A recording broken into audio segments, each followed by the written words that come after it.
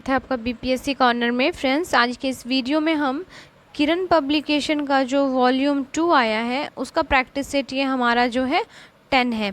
इससे पहले हम लोगों ने कुल 9 प्रैक्टिस सेट को कवर कर लिया है। अगर आप नहीं देखे हैं तो प्लीज़ जाकर आप प्लेलिस्ट में देख सकते हैं। तो फ्रेंड्स, शुरू करते हैं आज का इम्पॉर्टेंट वीडियो और देखते हैं आज के प्रैक्टिस सेट 10 के क्वेश्चन को। तो आज का जो पहला सवाल है देख लेते हैं। पिछले 10 वर्षों में राज्य का शहरीकरण बहुत तेज़ी से बढ़ा है। 2011 की जनगणना के अनुसार बिहार में शहरीकरण का स्तर प्रतिशत था, जो बढ़कर वर्तमान में प्रतिशत हुआ है। तो आपका जो है 2001 और 11 दोनों का डेटा बताना है। तो इसका राइट आंसर हो जाएगा आपका ऑप्शन 2, 11.3। और जो है अब पहले था, अब बढ़कर 15.3% हो गया है। तो ऑप्शन 2 जो हो जाएगा इसका राइट आंसर हो जाएगा। और बिहार जो है, बिहार में देश की कुल शहरी आबादी का केवल 3.1% जो है निवास करती है जनसंख्या। नेक्स्ट सवाल को देख लेते हैं। हमारा अगला जो सवाल है, बिहार में खनिज उत्पादन के संदर्भ में निम्नलिखित कथनों पर विचार कीजिए। रोहतास में पायराइट का सर्वाधिक भंडार है। चूना पत्थर कैमूर, भभुआ, मुंगेर एवं रोहतास जिलों में पाया जाता है। जमुई जिले में सोने के भंडार पाए जाते हैं। आगे देख लेते हैं। आपको इसमें बताना है कि उपयुक्त में कौन सा कथन सही है। तो आपको पता होगा फ्रेंड्स, जो रोहतास है वहाँ पर पायराइट सर्वाधिक जो है का भंडार पाया जाता है, यह कथन सही है। चूना पत्थर कैमूर, मुंगेर एवं रोहतास जिलों में पाया जाता है, यह भी कथन सही है। प्लस जमुई जिले में सोने के भंडार पाए जाते हैं, यह भी कथन सही है। तो उपयुक्त में से एक से अधिक जो हो जाएगा इसका राइट आंसर हो जाएगा। देखते हैं किस ऑप्शन में है। तो ऑप्शन 4 जो हो जाएगा हमारा राइट आंसर हो जाएगा। अगला सवाल है, प्रकाश वर्ष होता है। तो इसका राइट आंसर हो जाएगा आपका प्रकाश द्वारा एक वर्ष में चली गई दूरी को जो है हम प्रकाश वर्ष कहते हैं। अगले सवाल को देख लेते हैं। अगला सवाल है हमारा, तरुण तथा वृद्ध व्यक्तियों में प्रोटीन की आवश्यकताएं कैसी होती हैं। तो तरुणों में बहुत अधिक और वृद्धों में बहुत कम होती है। तो ऑप्शन जो हो जाएगा इसका 3 हो जाएगा। नेक्स्ट देख लेते हैं हम अगले सवाल को। उस स्रोत का नाम बतलाइए जो प्राचीन भारत के व्यापारिक मार्गों पर मौन है। तो यह हो जाएगा मिलिंद पन्हो। नेक्स्ट सवाल है, किस शासक वंश ने मंदिरों एवं ब्राह्मणों को सबसे अधिक ग्राम अनुदान में दिया था। तो यह दिया गया था आपका गुप्त वंश के द्वारा। ऑप्शन 1 हो जाएगा इसका राइट आंसर। अगला सवाल है, सूची 1 को सूची 2 से सुमेलित कीजिए तथा सूचियों के दिए गए कूट से सही उत्तर का चयन कीजिए। एक तरफ जो है आपका एसिड दिया गया है, वहीं दूसरी तरफ उससे प्राप्त होने वाले तत्वों को दिया गया है। तो फ्रेंड्स, जब आप मिलाएंगे आप पाएंगे जो एसिटिक एसिड होता है यह हमें सिरके से प्राप्त होता है। लैक्टिक एसिड को हम दूध से प्राप्त करते हैं। और ब्यूटेरिक अम्ल जो होता है यह मक्खन में पाया जाता है। और साइट्रिक फल या एसिड जो है यह नींबू में अवस्थित है। तो जब आप मिलाएंगे तो आप पाएंगे जो ऑप्शन 2 हो जाएगा 3, 4, 1, 2 यह सही हो जाएगा। आप भी मिलाकर देख सकते हैं। अगला सवाल है हमारा, किस काल में अछूत की अवधारणा स्पष्ट रूप से उदित हुई थी। तो यह हुई थी उत्तर वैदिक काल में। ऑप्शन 2 इसका राइट आंसर हो जाएगा। अगला सवाल है हमारा, निम्नलिखित में एक का निर्माण हमारे शरीर में नहीं होता है। तो इसका राइट आंसर हो जाएगा विटामिन ए का जो निर्माण है हमारे शरीर में नहीं होता है। और विटामिन ए का रासायनिक नाम अगर पूछे तो याद रखिएगा रेटिनॉल जो होता है यह विटामिन ए का रासायनिक नाम होता है। अगला सवाल है हमारा, निम्नलिखित गैसों में कौन सी एक गैस धरती पर जीवन के लिए हानिकारक और लाभदायक दोनों है। तो यह गैस है कार्बन डाइऑक्साइड। ऑप्शन जो 3 है इसका राइट आंसर हो जाएगा। और कार्बन डाइऑक्साइड का उपयोग जो है पृथ्वी पर पेड़ पौधों द्वारा किया जाता है तथा ऑक्सीजन विमुक्त किया जाता है, जो मानव जीवन हेतु जो होता है प्राणवायु है। और साथ ही CO2 वातावरण के लिए महत्वपूर्ण है, क्योंकि पृथ्वी के सतह द्वारा उत्सर्जित ऊष्मा का अवशोषण कर ग्रह को जो है शीत ग्रह बनने से रोकता है। अगले सवाल को देख लेते हैं। अगला सवाल है हमारा, तिब्बत के मानसरोवर झील के पास जिस नदी का स्रोत है वह है। तो यह हो जाएगा आपका उपयुक्त में से एक से अधिक जो है नदियों का स्रोत माना जाता है मानसरोवर झील को। नेक्स्ट देख लेते हैं अगले सवाल को, और अगर इसमें पूछेगा तो ब्रह्मपुत्र, सतलुज, सिंधु ये तीनों ही आ जाएंगे। अगला सवाल है, जल से बाहर निकाल ली जाने पर मछलियां मर जाती हैं क्योंकि? इसका राइट आंसर हो जाएगा ऑप्शन 3, वे श्वास नहीं ले पाती हैं, इस कारण जो है मछलियां बाहर आने पर पानी से मर जाती हैं। अगला सवाल है, हुंड्रू जलप्रपात निर्मित है, तो यह जलप्रपात स्वर्ण रेखा नदी पर निर्मित है और यह झारखंड रांची में जो है अवस्थित है। अगला सवाल है हमारा, मनुष्य के जीवन काल में कितने दांत 2 बार विकसित होते हैं? तो यह हो जाएगा कुल 20 दांत जो है मानव के जीवन काल में 2 बार जो होते हैं विकसित होते हैं, ये 20 दांत होंगे। तो ऑप्शन हमारा 3 हो जाएगा। अगला सवाल है, भारी जल वह होता है, तो इसका राइट आंसर हो जाएगा जिसमें हाइड्रोजन का स्थान उसका आइसोटोप ले लेता है। नेक्स्ट देख लेते हैं अगले सवाल को। अगला सवाल है हमारा, प्लास्टर ऑफ पेरिस का सूत्र है, तो प्लास्टर ऑफ पेरिस का सूत्र होता है CaSO4 हाफ H2O। ऑप्शन जो हो जाएगा 3 इसका राइट आंसर हो जाएगा। और प्लास्टर ऑफ पेरिस का उपयोग कहाँ करते हैं हम, यह भी याद रखिएगा, हड्डियों में, मूर्तियों, खिलौनों आदि के निर्माण में जो है इसका उपयोग किया जाता है। अगला सवाल है हमारा, निम्नलिखित औद्योगिक कस्बों में कौन छोटा नागपुर के पठार पर स्थित है? तो यह स्थित है आपका रांची। रांची का जो शहर है यह छोटा नागपुर के पठार पर अवस्थित है। अगला सवाल है, निम्नलिखित में कौन सा अम्ल सिरके में उपस्थित है? तो कौन सा अम्ल हो जाएगा, तो एसिटिक एसिड जो होता है यह सिरके में अवस्थित होता है। नेक्स्ट देख लेते हैं हम अगले सवाल को, निम्नलिखित में कौन सा महाद्वीप क्षेत्रफल के अनुसार सबसे बड़ा है? महाद्वीप पूछ रहा है और क्षेत्रफल के अकॉर्डिंग अगर हम देखें ऑप्शंस को तो अफ्रीका इसका राइट आंसर हो जाएगा। नेक्स्ट देख लेते हैं हम अगले सवाल को। अगला सवाल है हमारा, अंत्योदय कार्यक्रम का उद्देश्य है, तो इसका उद्देश्य जो था गरीबों में सबसे गरीब की सहायता करना। ऑप्शन 3 इसका राइट आंसर हो जाएगा। अगले सवाल को देख लेते हैं। अगला सवाल है हमारा, निम्नलिखित में कौन सा एक पतन नगर नहीं है? तो जो पतन नगर नहीं है यह हो जाएगा कैनबरा। कैनबरा जो है ऑस्ट्रेलिया की राजधानी है और यह एक जो है पतन नगर नहीं है। अगला सवाल है, बिहार का एकमात्र जिला जहां गांजा का उत्पादन होता है, तो कौन सा जिला है? तो यह हो जाएगा आपका बेगूसराय। ऑप्शन 2 हो जाएगा इसका राइट आंसर। नेक्स्ट सवाल है, निम्नलिखित में कौन सांसद के दोनों सदनों की संयुक्त बैठक का पीठासीन होगा? तो जो ऑप्शंस को देखेंगे तो आप पाएंगे तो ऑप्शन इसका राइट आंसर हो जाएगा उपयुक्त में से कोई नहीं इसका आंसर हो जाएगा। अगला सवाल है हमारा, संविधान का कौन सा अनुच्छेद मुख्यमंत्री के दायित्वों को परिभाषित करता है? तो यह करता है आपका अनुच्छेद 167 के अंतर्गत। तो ऑप्शन 3 हो जाएगा इसका राइट आंसर। नेक्स्ट देख लीजिए अगले सवाल को। अगला सवाल है हमारा, संविधान की व्याख्या से संबंधित सभी विवाद सर्वोच्च न्यायालय के पास लाए जा सकते हैं, इसके जो हो जाएगा प्रारंभिक क्षेत्राधिकार की यह अंतर्गत आता है। तो ऑप्शन 1 इसका राइट आंसर हो जाएगा। अगला सवाल है, भारत में संसद मिलकर निर्मित होता है और आपको जो निम्न कूट का प्रयोग करते हुए सही उत्तर का चयन करना है। तो आपको पता होगा भारत का जो संसद निर्मित होता है यह राष्ट्रपति और जो लोकसभा और राज्यसभा इन तीनों से मिलकर निर्मित होता है। देख लेते हैं ऑप्शंस में 1 हो जाएगा इसका आंसर, 1, 2, 3। नेक्स्ट देख लेते हैं हम अगले सवाल को। निम्नलिखित में किस वाद में भारतीय संविधान के मूलभूत ढांचे की अवधारणा प्रतिपादित की गई? तो यह प्रतिपादित की गई आपके उपयुक्त में से कोई नहीं होगा इसका आंसर, क्योंकि केशवानंद भारती बनाम केरल राज्य जो 1973 को हुआ था के वाद में जो है सर्वोच्च न्यायालय ने भारतीय संविधान के मूलभूत ढांचे की अवधारणा को प्रस्तुत किया था। अगले सवाल को देख लेते हैं। अगला सवाल है, भारतीय संविधान के किस अनुसूची में दल विरोधी कानूनों को रखा गया है? तो यह रखा गया है आपके 10वीं अनुसूची में। ऑप्शन जो हो जाएगा इसका 3 इसका राइट आंसर आ जाएगा। अगला सवाल है, सूची 1 को सूची 2 से मिलाना है और सही हमको कूट का जो है प्रयोग करते हुए सही उत्तर का चयन करना है। तो एक तरफ राष्ट्रपति दिया गया है और दूसरी तरफ उनकी अवधि को दिखाया गया है, तो आपको मिलाना है।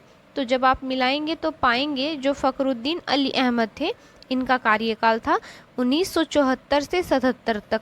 ऑप्शन जो हो जाएगा ए का 2 हो जाएगा। एन संजीवा रेड्डी जो है, इनका कार्यकाल 1977 से 82 तक का था, तो बी का 3 हो जाएगा। डॉक्टर जाकिर हुसैन का 1967 से 69 तक का था, तो इसका हो जाएगा आपका सी का 4। और डॉक्टर वी गिरी का हो जाएगा 1969 से 74 तक। तो इसके अकॉर्डिंग जो हमारा आंसर आ जाएगा, ऑप्शन जो हो जाएगा 3 हो जाएगा। 2 3 4 1, आप भी मिलाकर देख लीजिएगा। देख लेते हैं हम अगले सवाल को। निम्नलिखित में कौन राज्यपाल को पद की शपथ ग्रहण करवाता है? तो यह करवाया जाता है, ऑप्शंस देख लेते हैं। राइट आंसर हो जाएगा उच्च न्यायालय का मुख्य न्यायाधीश। अगला सवाल है, जीवन बीमा निगम एक उदाहरण है? तो जीवन बीमा निगम उदाहरण होता है निवेश बैंक का। ऑप्शन 3 हो जाएगा इसका राइट आंसर। अगले सवाल को देख लेते हैं। भारत के नियंत्रक एवं महालेखक परीक्षक के संघ के लेखा संबंधी प्रतिवेदनों को सर्वप्रथम निम्न में से किसने प्रस्तुत किया था? तो यह प्रस्तुत किया गया था आपका भारत के राष्ट्रपति के द्वारा। तो ऑप्शन जो हो जाएगा 3 इसका राइट आंसर हो जाएगा। अगला सवाल है हमारा, भारत के संविधान के किस अनुच्छेद के अधीन भारत के राष्ट्रपति को अध्यादेश जारी करने की शक्ति प्राप्त है? तो यह शक्ति प्राप्त है उन्हें अनुच्छेद 123 के तहत। तो ऑप्शन क्या हो जाएगा हमारा 3 हो जाएगा। अगला सवाल है हमारा, निम्नलिखित में कौन से जानवर को खेतीबाड़ी के लिए पाला जाएगा? तो ऑप्शंस को देखने पर आप पाएंगे जो बैल है, इस जानवर को है खेतीबाड़ी के लिए पाला जा सकेगा। अगला सवाल है, खो खो, कबड्डी, स्टापू आदि किस प्रकार के खेलों का उदाहरण है? तो यह हो जाएगा आपका स्थानीय खेल का उदाहरण। ऑप्शन 3 हो जाएगा। अगला सवाल है, वायु में नाइट्रेट की अधिकता होने पर कौन सा रोग होता है? तो यह रोग हो जाएगा आपका, ऑप्शंस देख लेते हैं, और जो हो जाएगा आपका 2 हो जाएगा। ब्लू बेबी रोग जो होता है नाइट्रेट की अधिकता के कारण होता है, और इसमें जो होता है शिशु के जन्मोपरांत त्वचा के नीले पड़ने एवं पतली हो जाती है। नेक्स्ट सवाल को देख लेते हैं। लैक्टोमीटर का प्रयोग आमतौर पर किसका घनत्व मापने के लिए किया जाता है? तो लैक्टोमीटर का यूज़ हम दूध के घनत्व को मापने के लिए करते हैं। तो ऑप्शन 3 हो जाएगा। अगला सवाल है, किसकी कमी से शरीर में ऑस्टोपोरोसिस होता है? तो यह हो जाएगा आपका ऑप्शन 2 कैल्शियम की कमी से। नेक्स्ट सवाल है हमारा, रिक्टर एवं मर्केली मापदंड को आप किसके साथ जोड़ेंगे? तो इसको जोड़ा जा सकता है भूकंप के साथ। तो ऑप्शन 3 हो जाएगा इसका राइट आंसर। नेक्स्ट सवाल है हमारा, पोर्ट ब्लेयर को सबसे पहले किस नाम से जाना जाता था? तो पोर्ट ब्लेयर को जो जानते थे हम पोर्ट कॉर्नवालिस के नाम से। ऑप्शन 1 हो जाएगा। नेक्स्ट सवाल है, आयुर्वेद का कौन सा भाग मानसिक विकारों के बारे में बताता है तथा इलाज की चर्चा करता है? तो कौन सा भाग करता है यह? तो यह हो जाएगा आपका भूत विद्या। ऑप्शन 3। नेक्स्ट सवाल है, निम्नलिखित में से आर्थिक दृष्टि से कौन सा वृक्ष महत्वपूर्ण है? तो यह हो जाएगा आपका महोगनी। ऑप्शन 2। अगला सवाल है हमारा, हुसैन सागर झील अचानक एक जीव की वृद्धि से नष्ट हो गई, इस जीव का नाम बताइए। तो यह हो जाएगा आपका जलकुंभी के अधिक जो है वृद्धि से यह झील जो है नष्ट हो गई। तो ऑप्शन 2 हो जाएगा इसका राइट आंसर। अगला सवाल है, निम्नलिखित में कौन आर्थिक विकास के लिए प्रत्यक्ष रूप से महत्वपूर्ण नहीं है? तो जो नहीं है यह हो जाएगा मुद्रा की मात्रा। ऑप्शन 1 हो जाएगा इसका राइट आंसर। नेक्स्ट सवाल को देख लेते हैं।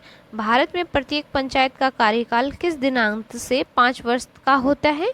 तो यह होता है आपका अपने प्रथम अधिवेशन के लिए निर्धारित तिथि से। तो ऑप्शन 1 हो जाएगा इसका आंसर। अगला सवाल है, 2011 की जनगणना के अनुसार बिहार में महिला साक्षरता दर कितना है? तो बिहार का जो महिला साक्षरता दर है यह हो जाएगा आपका 51.5%। ऑप्शन जो 1 है इसका राइट आंसर हो जाएगा। वहीं अगर बात करें बिहार में कुल साक्षरता की तो 61.8 80%। याद रखिएगा, काफ़ी इम्पोर्टेंट डेटा है। महिलाओं का तो पता चल गया, 51.5% साक्षर है महिलाएं। वहीं अगर पुरुषों की बात करें तो याद रखिएगा, पुरुष साक्षरता दर बिहार का जो है 71.2%। मोस्ट इम्पॉर्टेंट डेटा है फ्रेंड्स, याद रखिएगा। वहीं कुल साक्षरता आपका आ जाएगा 61.80%। नेक्स्ट सवाल को देख लेते हैं। पंचायत की संरचना में निम्नलिखित में से कौन सा सही है? तो इसमें जो सही कथन है यह हो जाएगा उपयुक्त में से एक से अधिक, इसका राइट आंसर हो जाएगा। देख लेते हैं हम अगले सवाल को। अगला सवाल है हमारा,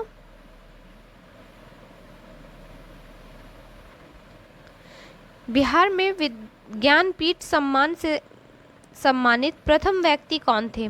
तो यह हो जाएंगे आपके रामधारी सिंह दिनकर। ऑप्शन 2 हो जाएगा इसका आंसर।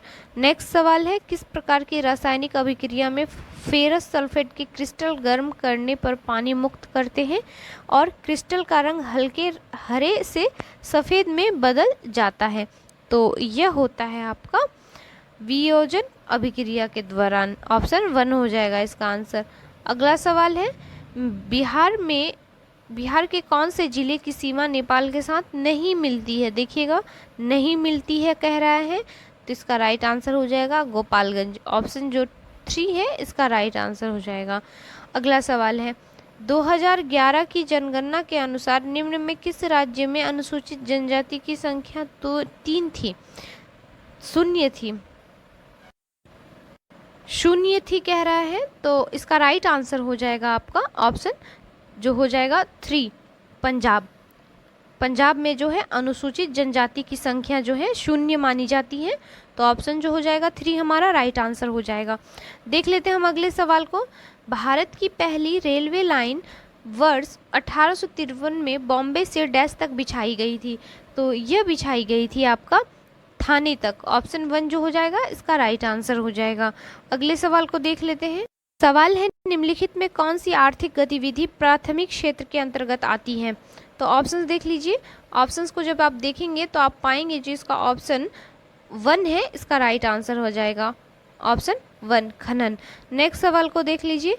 भारत में हरित क्रांति के संदर्भ में HYVP का पूर्ण रूप क्या है? तो इसका राइट आंसर हो जाएगा आपका high yielding varieties programme. Option 1 जो हो जाएगा राइट हो जाएगा। नेक्स्ट सवाल है, सिंधु घाटी सभ्यता का निम्न में से कौन सा स्थल पंजाब भारत में स्थित है? तो यह जगह जो है स्थित है आपके रोपड़ में। ऑप्शन 3 इसका राइट आंसर हो जाएगा। अगला सवाल है, प्रसिद्ध सरोवर सरदार सरोवर बांध निम्नलिखित में किस नदी पर बनाया गया है? तो यह बनाया गया है आपका नर्मदा नदी पर। ऑप्शन 1 हो जाएगा इसका राइट आंसर। अगला सवाल है, इन देशों में से कौन सा देश संयुक्त राष्ट्र संघ की सुरक्षा परिषद का अस्थायी सदस्य नहीं है? तो जो अस्थायी सदस्य नहीं है संयुक्त राष्ट्र के, यह हो जाएंगे जर्मनी। ऑप्शन जो 2 है इसका राइट आंसर हो जाएगा। अगले सवाल को देख लेते हैं। निम्नलिखित में कौन सा ब्रिटिश समाज सुधार, महिला अधिकार आंदोलनकारी और भारतीय राष्ट्रीयता का समर्थक था? तो यह थे आपके एनी बेसेंट। ऑप्शन जो 1 हो जाएगा इसका राइट आंसर हो जाएगा। अगला सवाल है हमारा, निम्नलिखित में कौन सा बंदरगाह भारत के पश्चिमी तट पर स्थित है? तो इसका राइट आंसर आ जाएगा कोचीन। कोचीन बंदरगाह जो है ये भारत के पश्चिमी तट पर अवस्थित है। अगर आप भारत के मैप को गौर से देखिएगा तो ये रहा भारत का पश्चिमी तट और यहीं पे अवस्थित है आपका कोचीन। अगली सवाल को देख लेते हैं। अगला सवाल है, भारत में सिलिकन घाटी का नाम किसे दिया गया है? तो सिलिकन घाटी के नाम से हम बेंगलोर को जानते हैं और ये बेंगलोर जो है कर्नाटक में अवस्थित है। ऑप्शन 3 हमारा राइट आंसर हो जाएगा। और कंप्यूटर में उपयोग होने वाले सॉफ्टवेयर के निर्माण में प्रयुक्त सिलिका चिप्स के कारण जो है बेंगलोर को सिलिकन घाटी कहते हैं। यह भी फैक्ट आप याद रख सकते हैं। देख लेते हैं हम अगले सवाल को। अगला सवाल है हमारा, बाह्य आघातों के विरुद्ध मुद्रा आपूर्ति को स्थिर रखने के लिए मुद्रा बाजार में किसी देश के मौद्रिक प्राधिकरण द्वारा हस्तक्षेप को कहा जाता है? तो यह कहा जाता है अवरुद्धता। ऑप्शन 1 हो जाएगा इसका राइट आंसर। अगले सवाल को देख लीजिए। पहली मानव विकास रिपोर्ट संयुक्त राष्ट्र विकास कार्यक्रम UNDF द्वारा वर्ष में प्रकाशित की गई थी। तो यह जो हुई थी 1990 में। तो ऑप्शन 3 इसका राइट आंसर हो जाएगा। अगला सवाल है, निम्नलिखित में से मोहनदास करमचंद गांधी किसके लिए सर्वाधिक जाने जाते हैं? तो बापूजी किस लिए जाने जाते हैं? तो यह हो जाएगा भारतीय स्वतंत्रता को प्राप्त करने के लिए निष्क्रिय विरोध करने के लिए जो है महात्मा गांधी सर्वाधिक जाने जाते हैं। बाकी ऑप्शंस को देखिएगा तो आपको गलत मिलेगा। तो देख लेते हैं हम अगले सवाल को। अगला सवाल है हमारा, ब्रिटिश निर्मित उत्पादों का गांधी का बहिष्कार प्रभावी हुआ क्योंकि ब्रिटेन भारत को एक बड़ा क्या समझता था? नौपरिवहन केंद्र समझता था। और ऑप्शंस को देख लेते हैं, औद्योगिक केंद्र समझता था, निर्मित वस्तुओं का बाजार समझता था, उपयुक्त में से एक से अधिक, उपयुक्त में से कोई नहीं। तो इसका राइट आंसर हो जाएगा आपका ऑप्शन 3, निर्मित वस्तुओं का बाजार समझता था ब्रिटेन। तो ऑप्शन 3 हो जाएगा हमारा राइट आंसर। अगले सवाल को देख लेते हैं। अगला सवाल है हमारा, गांधी जी के द्वारा शुरू किया गया एक साप्ताहिक पत्र हरिजन का प्रथम अंक 11 फरवरी 1933 को निम्न शहरों में से कहाँ प्रकाशित किया गया? काफ़ी इंपॉर्टेंट क्वेश्चन है और डेट भी याद रखिएगा, 1933। तो इसका जो प्रकाशित किया गया ये पूना, आज से जो पुणे के नाम से जाना जाता था। तो ऑप्शन 3 हो जाएगा इसका राइट आंसर। देख लेते हैं हम अगले सवाल को। गांधी के संदर्भ में निम्न में कौन सा कथन सही है? तो गांधी जी के बारे में जो कथन सही है यह हो जाएगा आपका ऑप्शन 3, समाजवादियों में एक व्यक्तिवादी और समाजवादियों में एक मार्क्सवादी, ऑप्शन 3। नेक्स्ट सवाल है, गोखले माई पॉलिटिकल गुरु नामक पुस्तक किसने लिखी थी? तो यह पुस्तक लिखी गई थी M.K. गांधी के द्वारा, मोहनदास करमचंद गांधी के द्वारा। तो ऑप्शन क्या हो जाएगा? 2 हमारा राइट आंसर हो जाएगा। नेक्स्ट देख लेते हम अगले सवाल को। अगला सवाल है हमारा, गांधीवादी अर्थव्यवस्था के विषय में निम्नलिखित कथनों में कौन सा एक सही नहीं है? तो गांधीवादी अर्थव्यवस्था के संबंध में जो कथन सही नहीं है वे यूएस में मशीनीकरण के पक्षधर नहीं थे, यह कथन जो है सही नहीं है। तो ऑप्शन हो जाएगा हमारा ऑप्शन 3। नेक्स्ट देख लेते हैं हम अगले सवाल को। अगला सवाल है, निम्नलिखित में कौन सा किसी क्षेत्र में जनसंख्या परिवर्तन को प्रभावित करने वाला प्रमुख कारण नहीं है? तो जो कारण नहीं है इसका व्यावसायिक संरचना हो जाएगा, ऑप्शन 1 हो जाएगा। अगला सवाल है, मौर्य शासक के दौरान निम्नलिखित में से किस प्रांत को कर्नाटक में सोने की खान का केंद्र माना जाता था? तो मौर्य शासन के दौरान जो हो जाएगा ये ऑप्शन 3, सुवर्णगिरी को कहते थे। ऑप्शन 3 इसका राइट आंसर हो जाएगा। नेक्स्ट देख लेते हैं हम अगले सवाल को। किस पंचवर्षीय योजना का उद्देश्य खाद्यान्न उत्पादन में तेजी लाना, रोजगार के अवसरों में वृद्धि करना, खाद्य कार्य और उत्पादकता पर ध्यान केंद्रित करते हुए उत्पादकता को बढ़ाना था? तो इसका राइट आंसर हो जाएगा आपका ऑप्शन 1, 7वीं पंचवर्षीय योजना में। ऑप्शन 1 इसका राइट आंसर हो जाएगा। और इसकी अवधि कब थी? तो इसकी अवधि जो थी 1985 से 90 तक था। नेक्स्ट देख लीजिए अगले सवाल को।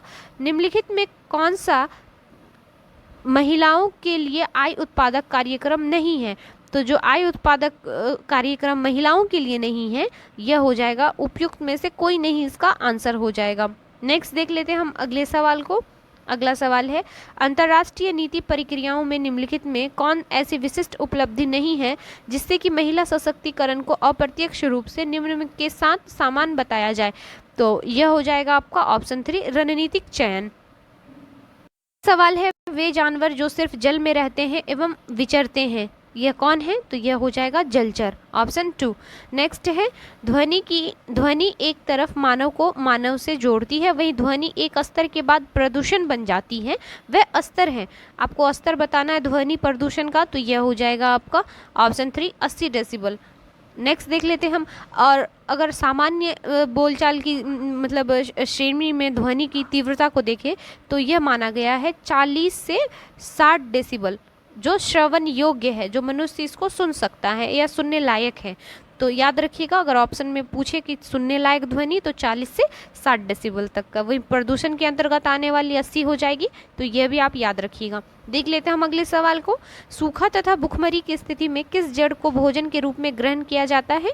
तो यह हो जाएगा आपका कसावा, ऑप्शन 2 हो जाएगा इसका राइट आंसर। नेक्स्ट सवाल को देख लीजिए, हमारा शरीर कौन से विटामिन को सबसे अधिक तीव्रता से बनाता है? तो यह हो जाएगा हमारा विटामिन डी। नेक्स्ट देख लीजिए अगले सवाल को। एक ऐसा उत्सव जब देश भारत भर में पौधा लगाकर वन लगाने का काम किया जाता है, तो कैसा उत्सव हो जाएगा ये? तो यह वन महोत्सव हो जाएगा। ऑप्शन 2 हो जाएगा हमारा राइट आंसर। नेक्स्ट देख लेते हैं अगले सवाल को। अगला सवाल है, गमले में लगे 2 पौधों को यदि खुले स्थान पर रखा जाए जहां धूप एवं हवा बराबर मात्रा में पौधों को मिले, तब एक पौधा 2 दिनों के बाद बिल्कुल स्वस्थ रहे तथा दूसरा मुरझा जाए, तो कारण है। ऑप्शंस देख ले। राइट आंसर जो हो जाएगा, उसी समय पर पानी ना मिला हो। ऑप्शन 2 हो जाएगा। नेक्स्ट सवाल है हमारा और आखिरी सवाल है, जब भाप को ठंडा करने पर वह फिर पानी में परिवर्तित हो जाती है तब उस प्रक्रिया को डैश कहते हैं। तो यह प्रक्रिया कहलाएगी संघनन। ऑप्शन 2 हो जाएगा इसका राइट आंसर। फ्रेंड, वीडियो कैसा लगा प्लीज़ कमेंट करके बताएं। मिलते हैं नेक्स्ट वीडियो में, तब तक के लिए थैंक यू।